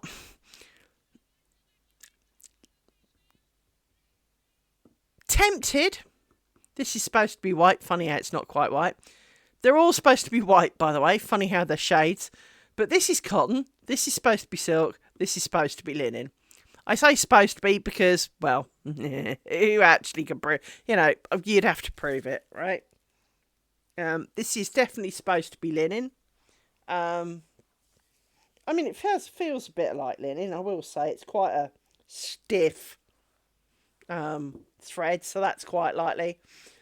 This, I'm reasonably confident, is cotton. Whether this is silk, however, I am very dubious that this might be polyester and they've just had a big con. But I want to try in both of these, because we know rough, and this, so I need to do multiple things. I then need to do different joins with each of them. I could spend months just practicing the joins and doing different joins and deciding which one I like. Now, one method of join, I potentially need a very thin version, and, well, two of them only come in one fatness, so that doesn't really work. But the cotton would. Now, neck curtains. There's a reason they used linen in times of yore. There really is. Cotton was not a common thing.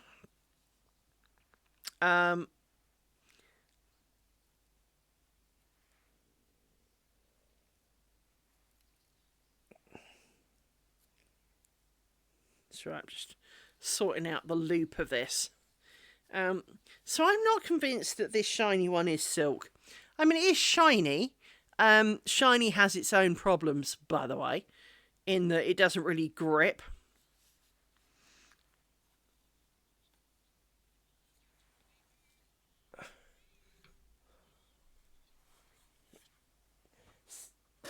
So yes, I have plans, but I don't really want to spend months making strips to find out.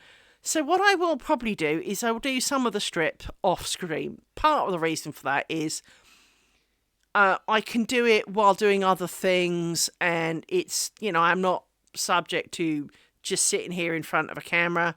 I can sit a bit more comfortably. I can put it in different places. I can use a pillow that's maybe not entirely, you know, camera friendly. So I will, but I will kind of keep you up to date on my plan there, because to be honest, it's the join rather than the making of the lace that is important at that point. 1, 2, 3, 4, 5. So from that point of view, I want to share with you how that turns out. But obviously I need to have made the strips kind of to get there. So a bit like when I made some of the things like the bookmark, I did kind of share some of it with you, but not all of it. And I think that will be the case with the strips, is that many of the strips will grow significantly off centre. Now, of course, one of the advantages of the strips is I don't really need to worry about finishing techniques here. All I need is for it to be there. I don't need the bottoms to be, you know, bookmark, you know, king level joins here. We can just kind of tie big fat knots and leave them dangling, frankly. So from that point of view, hallelujah.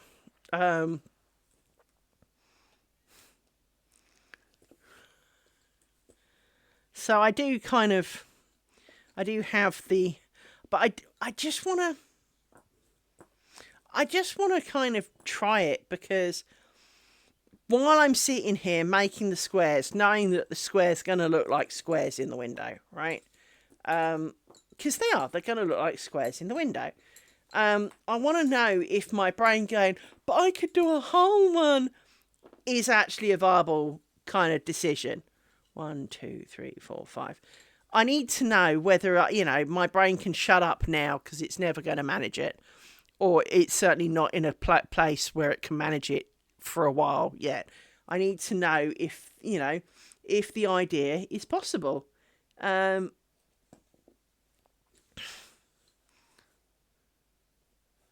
that's not right somehow. Did I miss one? I did.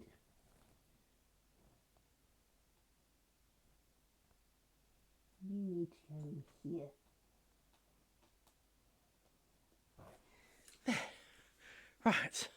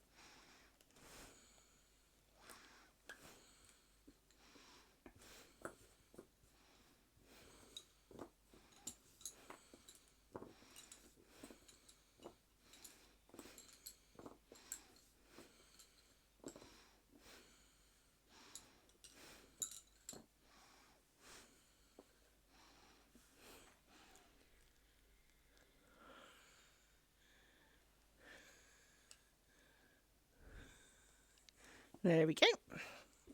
Next chunk done. How are we doing? It's 9:15. That's all right.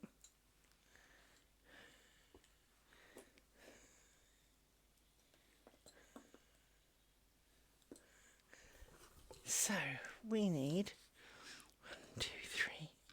1, 2, 3.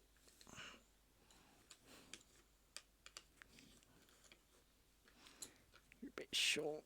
Make you a bit longer. There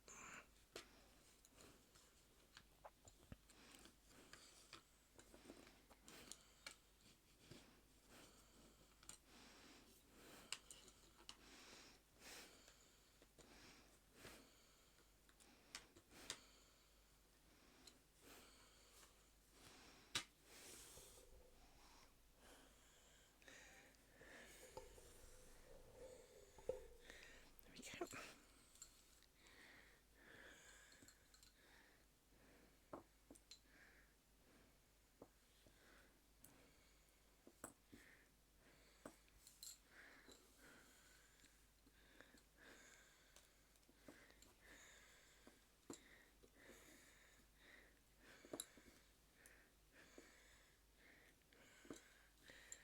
One, 2, 3, 4, 5, 6. 1, 2, 3, 4, 5, 6. There we go.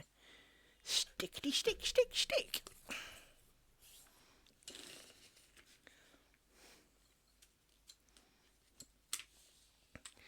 You get to go around here like this because you are done for the moment. And you get to come around here and stop mating with the pins of over there.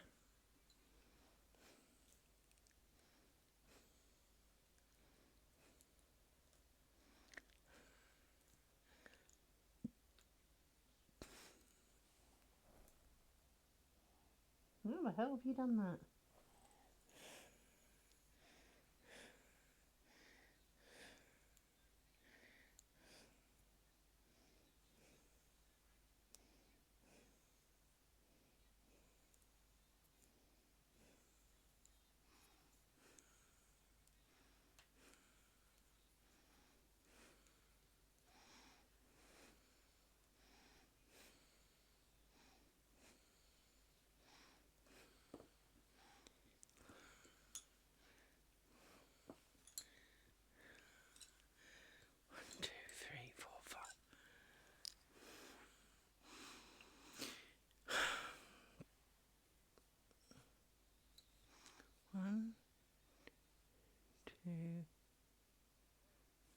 Let me count this out because, as always, I doubt myself.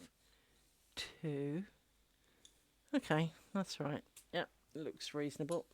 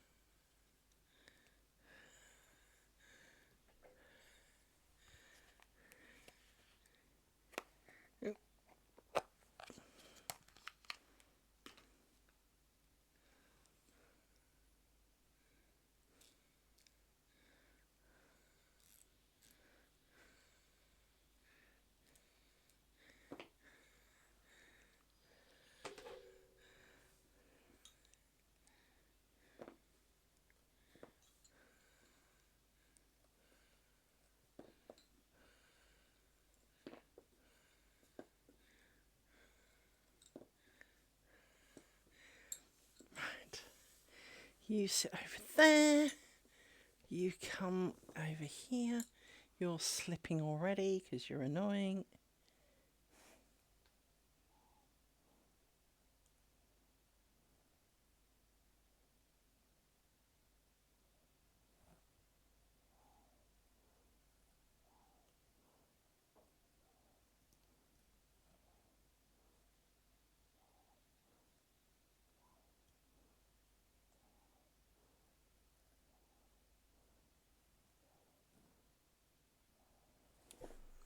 Need a pokey thing.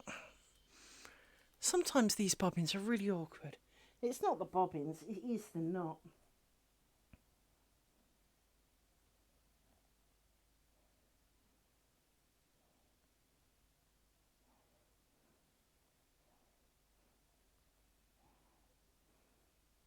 I think this one's actually got 2 knots on it, and I think that's the problem.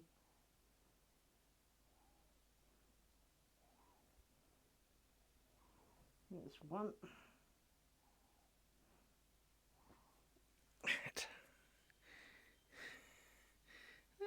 Just one.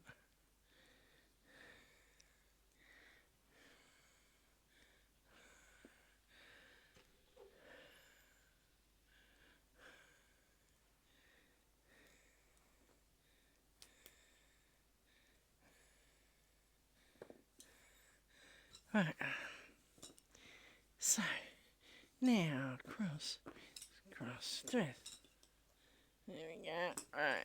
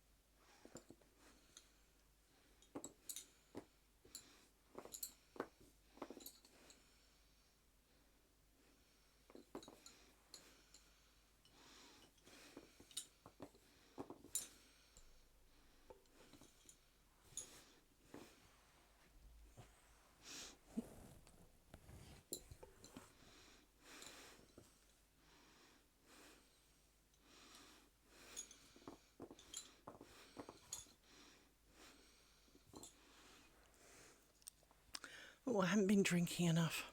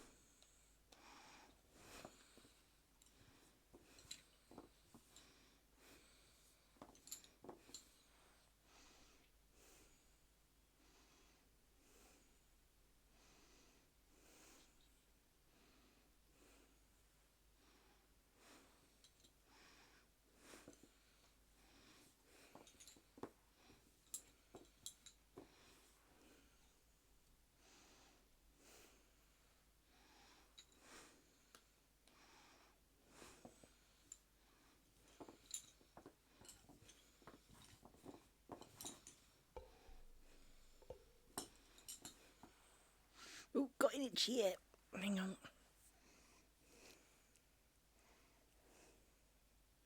Doesn't help that there's dog fluff on it.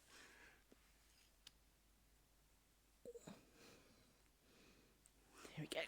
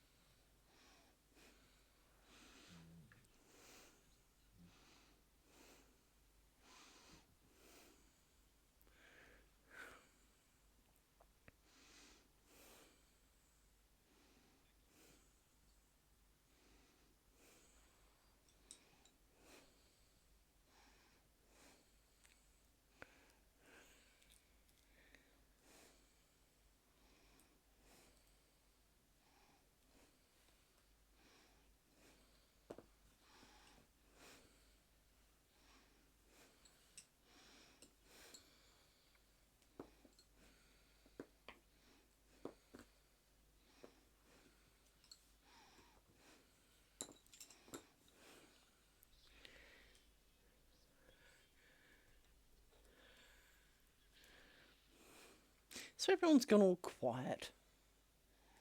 Are you all happy out there?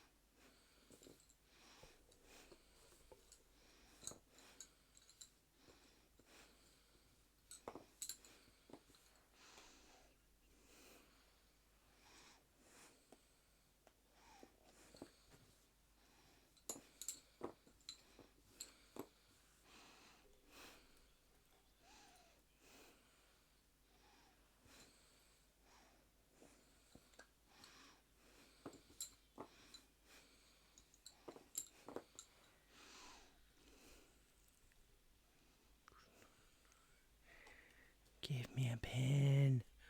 Thank you.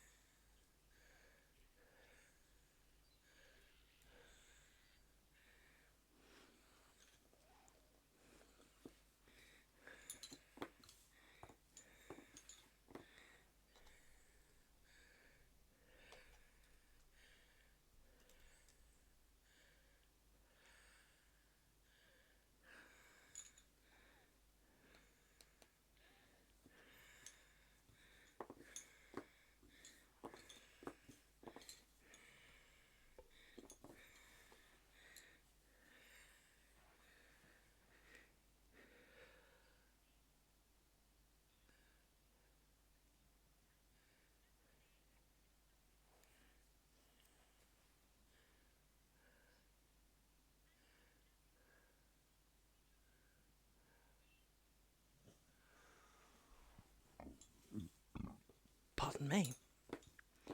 Serves me right for drinking fizzy Coke, really, doesn't it?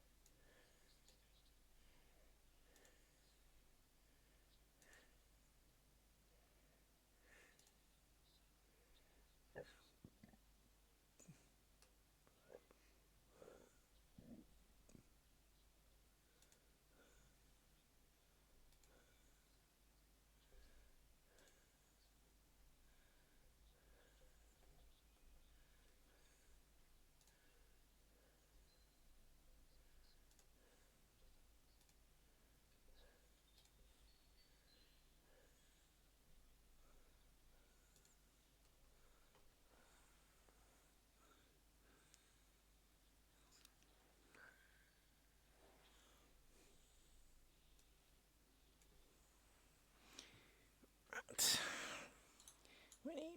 We need the next 4. And we can flip you and put you 4 over here. Out the way. Although you are looking somewhat... Yes. You made a break for it, so you can have a cone of shame of your own.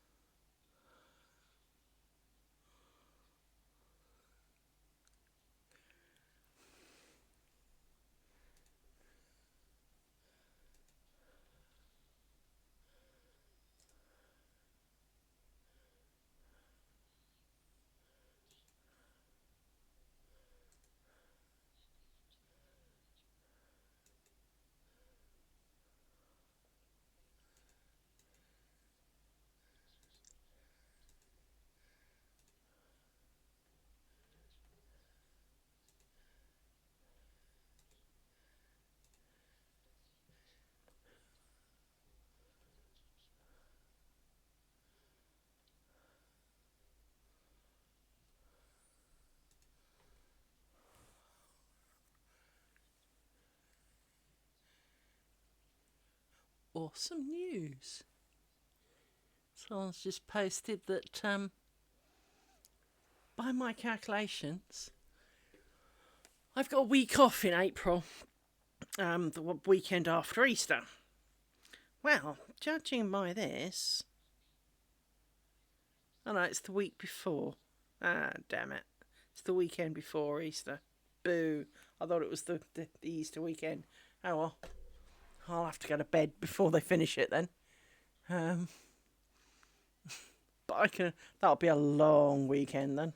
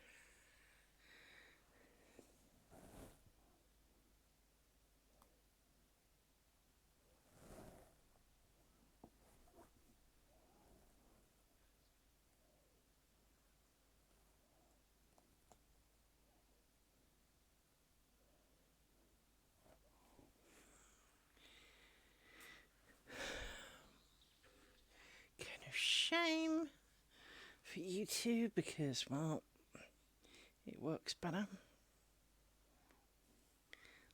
Probably not while they're all screwed up, but there we go.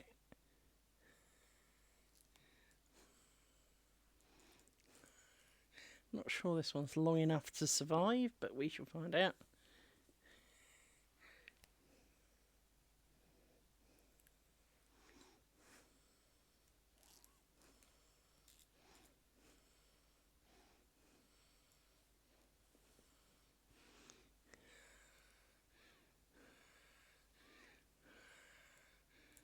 Oops.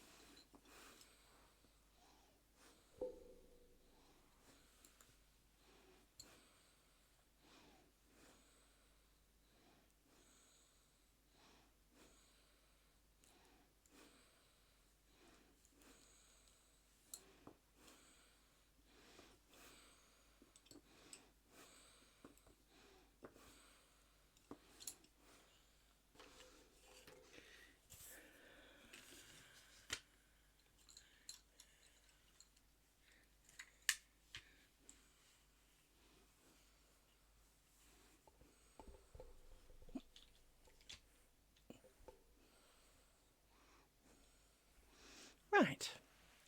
There we go. Not a bad effort. Not a bad effort. Time for another photo. Why did I have to take a photo at the beginning? Because, my dear friends, I needed a blank one for the start of the video. So, there we go. With any luck, I shall be back tomorrow. I hope you have enjoyed watching some lace making and doing, hopefully, maybe some crafting your own alongside. It is a thing. Let me quickly look.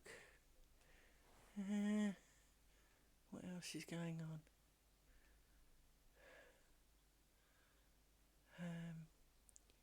I know what I shall do. I shall hand you over to a lovely lady who is crafting with any luck. So let me have a quick look. Who have we got the choice of? I'm going to hand you over to a lovely lady who's crocheting a lovely beekeeping blanket, which is being done in a mosaic style, and she's absolutely lovely. So enjoy.